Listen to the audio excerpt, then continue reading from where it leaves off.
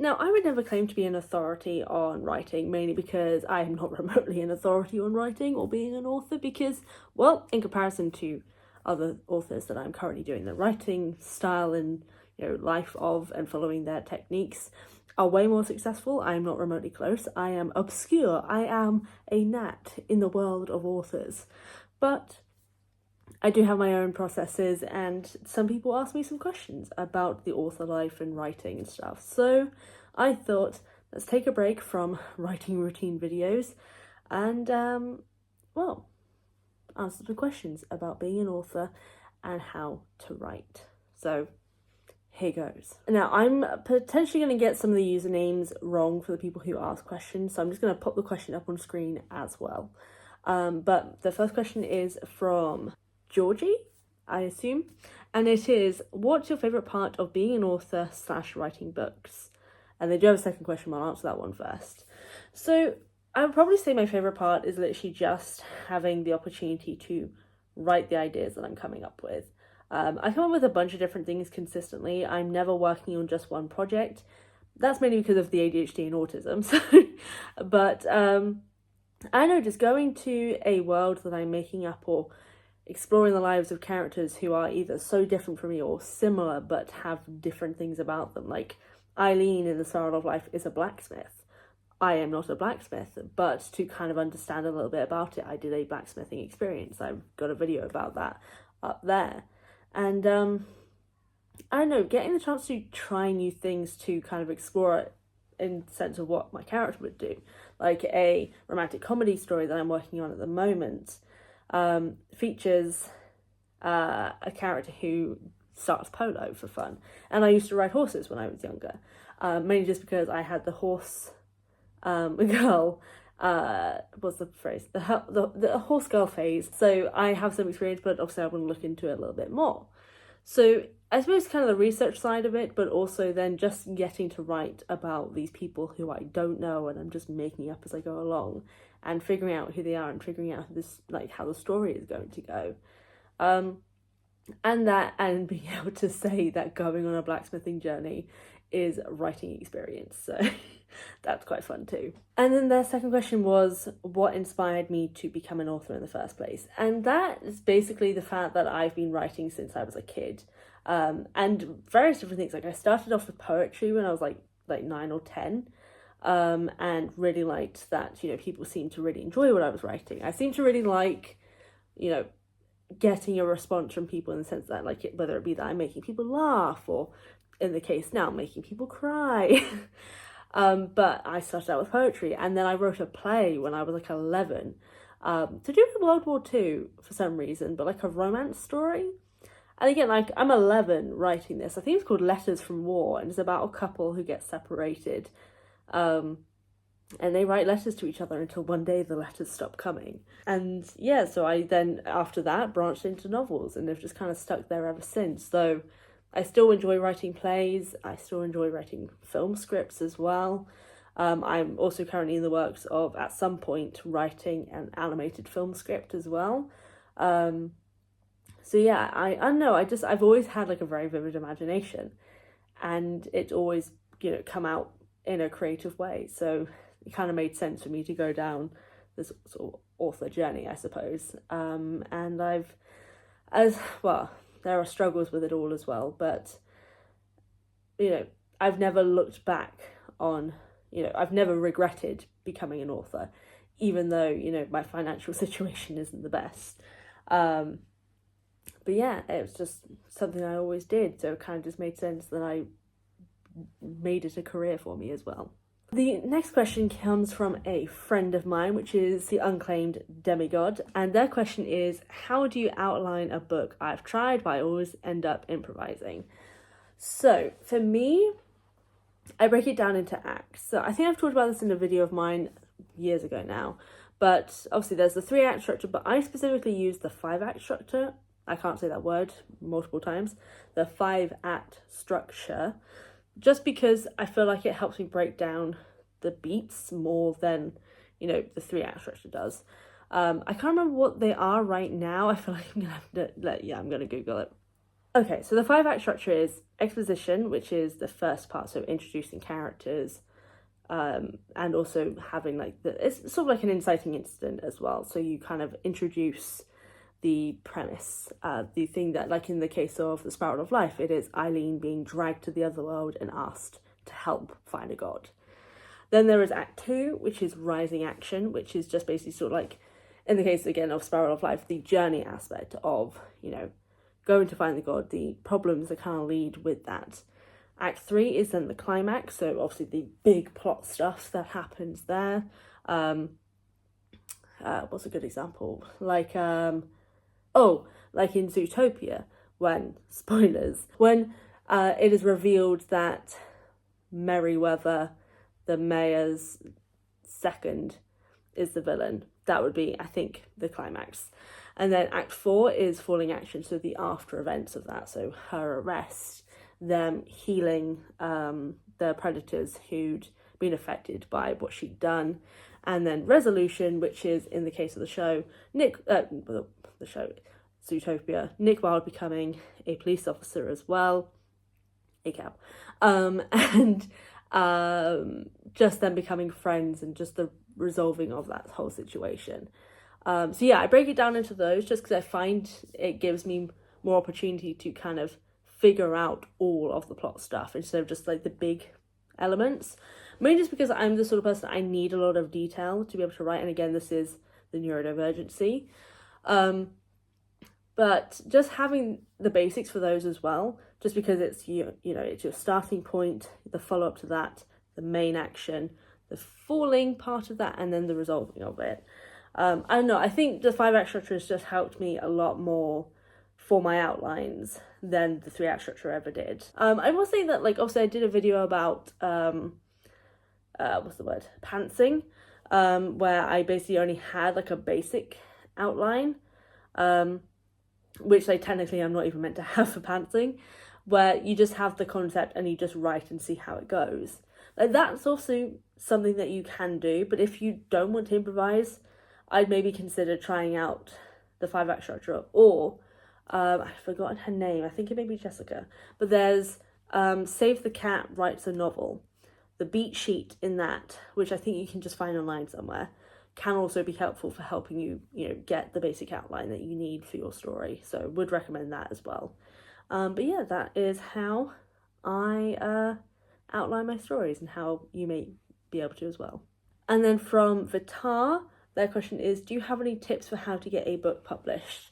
Now, my 2 books, so Home to the World and Way of the Wild, are self-published, so I went through all of the process for that. So I found my cover designer, I found my editor, I found my beta readers, and I went through Kindle Direct Publishing, Ingram Spark, and Draft to Digital for the publication of my paperbacks and ebooks, and used Mibble Art for like my typography and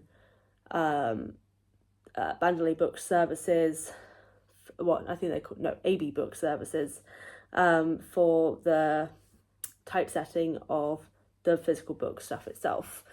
So I used a lot of outside sources to then publish it myself. Whereas I do have things with small publishers, like I have a short story with Golden Goblin Press, which was to do with Call of Cthulhu. I have a game published with Golden Goblin Press as well, part of an anthology. And The Spiral of Life, the Anne in the Other World series book, is published by a small publisher, Bandolay Books.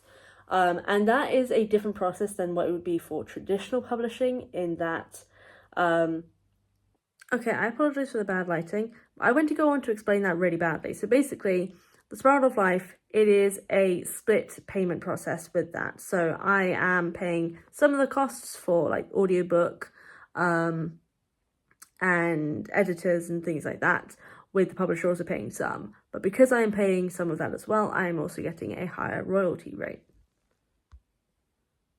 I don't know what happened to my screen just then. So yeah, that's just the process with it. And in that case, both with Bandolay Books, I was reached out to by Antoine Bandolay to ask if I would be interested in joining the Expanded World series, which I was. And then I forgot to say, with Golden Goblin Press, with them, I reached out to them via Facebook asking if they had any writing opportunities, and they did. So those were just kind of some special circumstances, I guess, of like luck of those publications.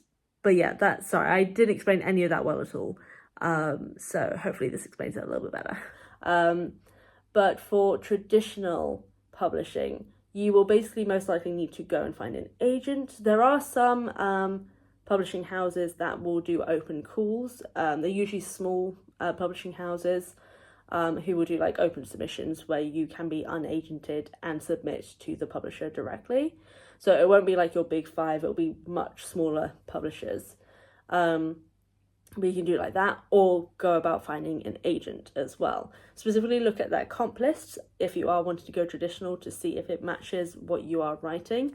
And you can only submit to an agent if you have a completed novel. You can't submit to them if you don't have it completed yet and just an idea, because their whole thing is they want to see your manuscript to see whether or not you are worth representing. So yeah, finish what you're writing, reach out to agents, and hopefully someone reaches back out to you. It is a very long process. There is a YouTuber who, let's see if I can find them. So Christy Ann Jones is someone that I follow who has documented their agenting journey of submitting to agents, getting their feedback and all that sort of stuff. So I highly recommend their video series on that. And there are also some other authors as well, and like YouTubers who have just who have covered that. I'll do like a cut in and say their names because I can't remember them off the top of my head. Okay, so I've checked. So it is Chris KM Fardo. I apologize if I'm saying that wrong. Though the @ is Chris MF, and then Lindy Jung. They are two who have documented like their agenting journeys, their writing processes and drafting processes. Very, very helpful. Love them a lot. I would also recommend, oh God, if I can get them up. Kelly is writing and Rachel writes, and Sincerely V. I don't watch all of them exclusively or like consistently, but I do recommend them as well because their videos have also been quite helpful. So yeah, I'll see if I can get links in the description box for you all so it's easy to find. But yes, they are some YouTubers I also recommend. But yeah, hopefully that kind of gives like a little bit of an idea of how that all works in terms of whether you want to go the self-publishing route, which obviously is going to be a bit more expensive because it is you putting your money towards a product, or in my case, working with a publisher that does splitting of payments. So I've paid towards the book publication, but I will be receiving more royalties in response to the fact that I've also paid towards publishing costs, audiobook costs, etc. And then the last question I have is from Fluffy Wolverine, which is how to stop editing. I've been rewriting one scene at least 6 times and it's starting to drive me crazy. And this may not sound like a super helpful advice, but it is literally just, and this is the thing that I do. So I will pop up on my screen briefly the way in which I break up my novels. So I don't have the whole novel in one document, solely because of the fact that I know every time I open a document and I see like that first chapter, I will want to go back and edit it. So I break it up into sections, inspired by my friend Anton Mandalay, who does the same thing actually. But also, I just keep writing and just wait until I've got it all finished. And to stop myself from editing, I will send it out to beta readers. Now, you can find beta readers from writing Discord servers, doing a reach out to like friends on social media, or anything like that to get feedback. So getting someone else's feedback helps you firstly stop editing because you know someone else is going to help you do that soon. But also it means that you're also getting an unbiased perspective on how to edit it because you are looking at it, and the more you're looking at it, the more pissed off you become with it. At least that's what happens to me. Whereas if someone else is looking at it, they have never seen this before. They only know what they are seeing right now. They don't know the context of how you wrote it or what is coming later. They only know what they are reading in that moment, which means they're going to give more, well, it's still subjective because obviously personal taste, but in comparison to you, there's going to be a more objective idea of what is happening as they're reading and the feedback that they give back to you. So just remember, beta readers, alpha readers are the ones who will help you edit more and better. Because if you are editing, you're probably not going to be doing the best job in the world of it. Not to say people can't do that, because I'm sure there are people who can self-edit really easily. I'm just not one of those people. So I try not to edit at all until I send it to alpha readers. I will just shit out a terrible draft and then send it to my alpha readers saying I'm sorry, and then just wait until the feedback rolls in. And that's helped me with all of my books. I will admit, in the case of, you can get a little bit offended sometimes with some people's feedback, just because it's your baby. But it does help like crazy. So yeah, separate things out into different sections. So you have 5, maybe 6 chapters per document. I know it's going to take up a lot of space on your computer. And then don't look at anything again until you send it to alpha readers, because they will edit better than you ever could, most likely. But yeah, those are the answers to the few questions I received on my Comic-Con video. So yeah, thank you to everyone who asked questions, and I hope I was able to answer them in the best way I can. If you have any other questions, I'll do another one of these at some point in the future, so let me know in the comment section down below. And if you have a writing routine you would like me to do, or any sort of videos you'd like me to do in future, let me know as well. I will be doing Percy Jackson content and Avatar content at some point in the future again. But right now, I just need to focus on my writing, because I have a deadline for the 1st of December. And I'm not even close to finishing. So wish me luck, and I'll see you all next time.